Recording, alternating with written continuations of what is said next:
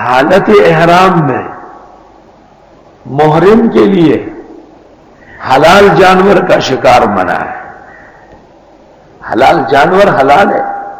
اونٹ اور گائے اور بکری جو ذبح ہوتے ہیں ان کا گوشت محرم کھائے گا، لیکن شکار کا گوشت نہیں کھائے گا.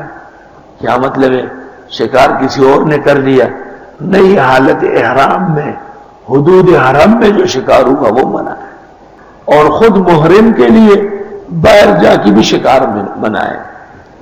نہ حلال کر سکتے ہو شکار کو جبکہ تم احرام میں ہو، یعنی حالت احرام میں جائز شکار بھی نہ جائز.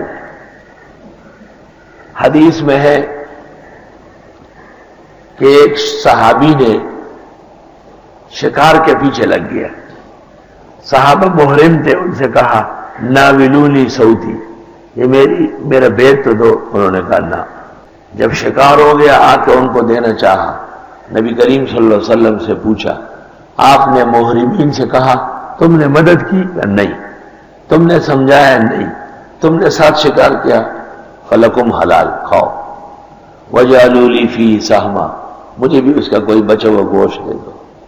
تو فقہاء نے اس سے استدلال کیا کہ محرم حالت احرام میں شکار کر بھی نہیں سکتا اور شکار میں مدد بھی نہیں کر سکتا، نہ دلالتاً، نہ اشارتاً، نہ کنایتاً.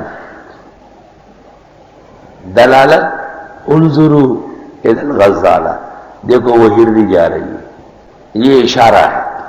اور دلالت ایسا شکار رکھو، ایسا جال بچھاؤ، ایسا بیٹھ جاؤ، یہ طریقہ سمجھانا.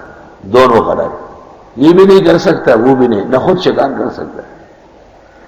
ان اللہ یحکم ما یرید، بے شک اللہ فیصلہ کرتا ہے جو وہ چاہے.